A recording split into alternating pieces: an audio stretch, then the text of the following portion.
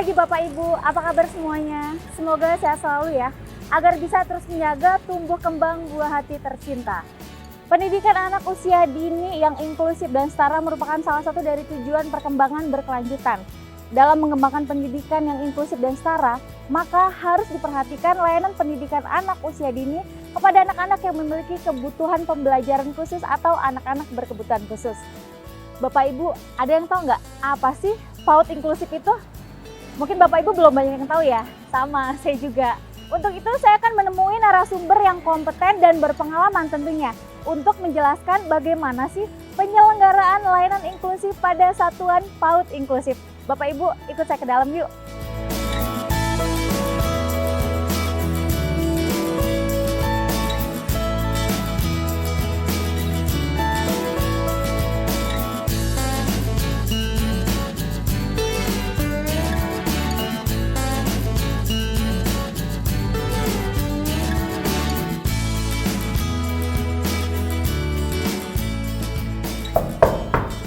Ya, silakan masuk. Selamat pagi Bu. Pagi, silakan duduk Mbak. Baik. Saya Lita Bu. Saya kesini mau nanya seputar PAUD inklusif. Ya, gimana nih Mbak? Ada yang bisa saya bantu? Sebenarnya apa sih PAUD inklusif itu? PAUD inklusif itu adalah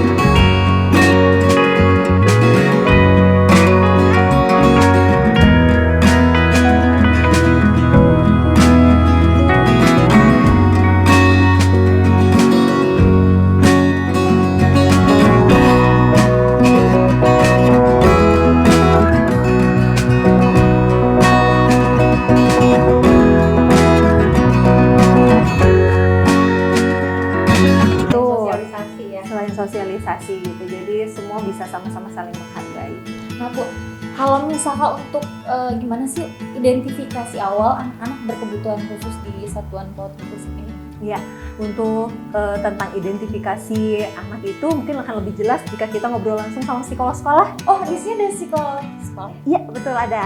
Wow, hebat juga Ibu, mungkin bisa anterin saya ke sana? Boleh, nanti saya antar karena psikolog sekolah ini yang bisa support, biasa support kita untuk mengenali anak, kebutuhan anak, harus seperti apa tindak lanjutnya dari setiap anak satu persatu. Itu psikolog sekolah yang akan membantu mengetahui hambatan serta tindak lanjut yang stimulasi yang harus dilakukan untuk anak-anak gitu. Saya penasaran gimana kalau misalkan kita langsung ke sana aja sekarang. Boleh, yuk kita. Siap.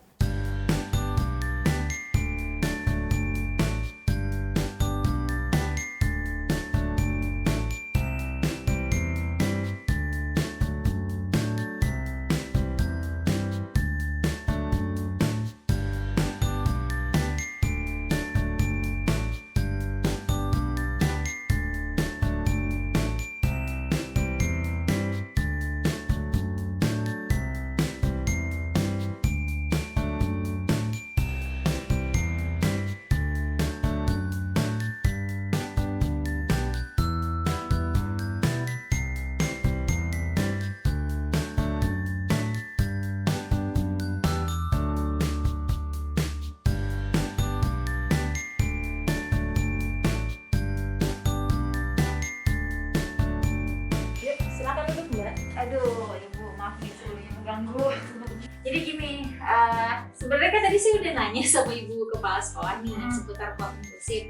Cuman ada beberapa pertanyaan yang kata Ibu websitenya lebih baik nanya sama psikolognya langsung. Makanya saya kesini, Bu. Nah, saya penasaran nih, gimana sih Bu identifikasi awal anak berkebutuhan khusus di PAUD inklusif ini?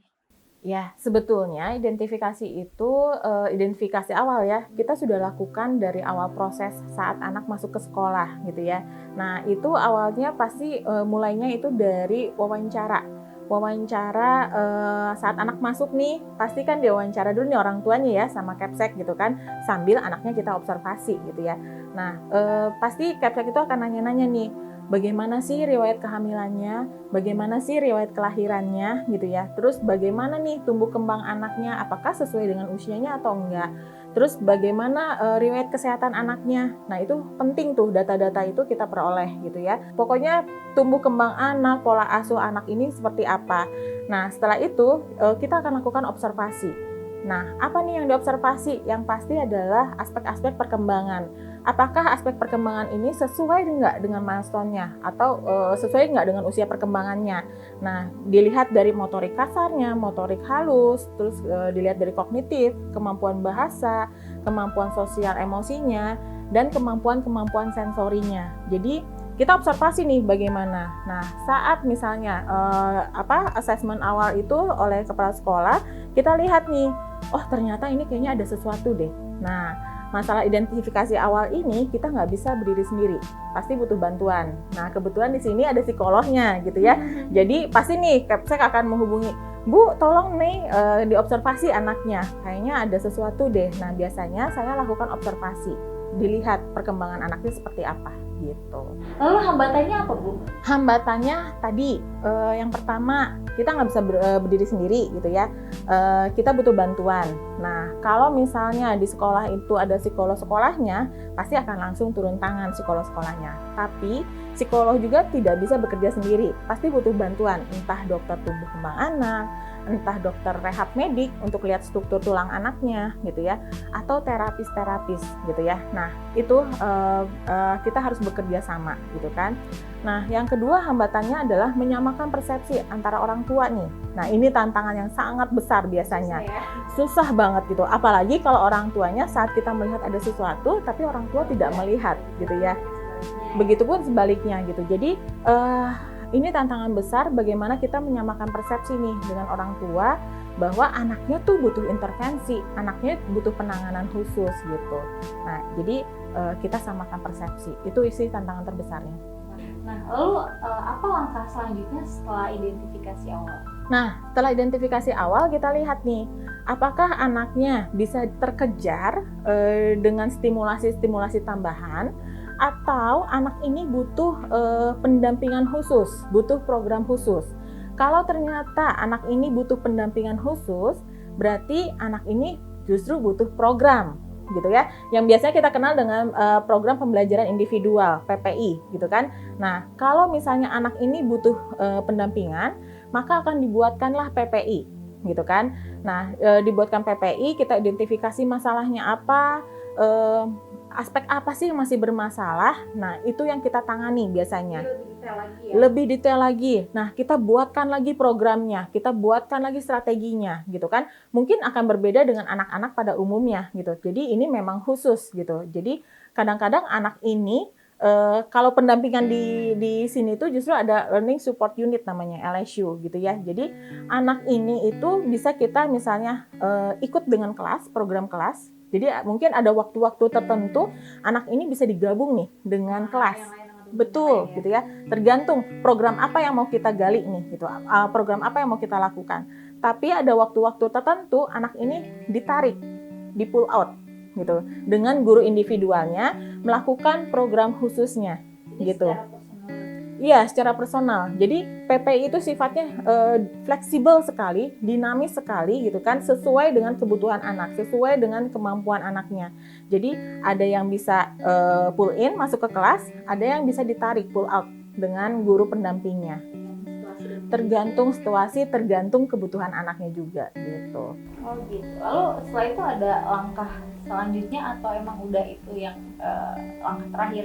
Langkah setelah PPI itu, jadi biasanya gini, kita diskusi dulu nih untuk menentukan programnya. Nah, biasanya yang diskusi itu adalah kalau di sekolahnya pasti ada kepala sekolah, ada guru kelasnya. Kalau di sekolahnya ada guru pendamping, pasti menggunakan guru pendampingnya. Itu diskusi. Nah, termasuk saya, kalau di sekolahnya ada psikolog sekolah, pasti itu wajib untuk diajak diskusi gitu kan, untuk menentukan programnya seperti apa. Nah, jadi kita sepakati nih bersama untuk membuat PPI, sepakati bersama programnya akan seperti apa, gitu kan? Karena si PPI ini nggak bisa hanya menjadi tanggung jawab guru pendamping saja, gitu, atau guru kelas saja, tapi seluruh anggota sekolah pun bertanggung jawab, gitu. Lalu bagaimana nih Bu keterlibatan orang tua dan masyarakat pada layanan PAUD inklusif itu? Kalau keterlibatan orang tua dan masyarakat buat saya itu sangat penting, ya. Inklusif itu tidak bisa berjalan kalau tidak ada keterlibatan dari semua pihak. Tadi saya sudah bilang bahwa nggak bisa nih kita serahkan pada orang tua saja, pada guru saja, gitu kan? Nggak bisa, karena semuanya harus saling bekerja sama, gitu kan? Bagaimana pihak sekolah, termasuk di dalamnya ada satpam, penjaga kebersihan, atau semuanya itu bekerja sama terhadap inklusi ini. Nanti pada saat di luar, yang pasti terapinya iya, terus masyarakat pun iya, gitu kan? Saat anak ini lari entah kemana kan, pasti kita butuh bantuan masyarakat ya, gitu. Nah, menurut saya ini sangat penting dan harus bekerja sama supaya inklusi ini tetap berjalan dan anak-anak tetap mendapatkan haknya untuk berkembang optimal, gitu. Jadi antara guru, orang tua, masyarakat, mungkin orang sekitar sekolah juga itu juga semua harus saling bekerja sama dalam hal ini ya Bu. Aduh Bu, terima kasih banget, saya kebantu, informasinya cukup lengkap dan semoga informasi ini mungkin bermanfaat buat Bapak Ibu di luar sana mungkin yang belum tahu ya Bu ya. Kalau gitu saya pamit dulu Bu, mungkin Ibu bisa lanjut kerja. Iya. Nanti kapan-kapan saya main lagi Bu. Pamit Ibu, assalamualaikum.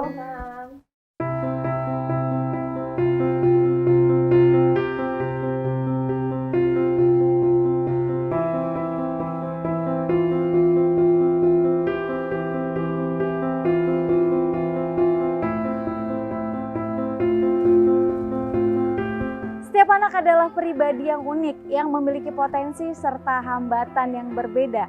Dan salah satu tugas guru adalah mengembangkan dukungan pembelajaran yang mampu mengoptimalkan perkembangan anak, sehingga keunikan anak dapat terakomodasi dengan baik. Nah, bagaimana Bapak Ibu? Semoga tayangan ini bisa memberi pemahaman ya tentang penyelenggaraan layanan inklusif pada Satuan PAUD Inklusif. Inklusif bukan ilusi. Sampai jumpa.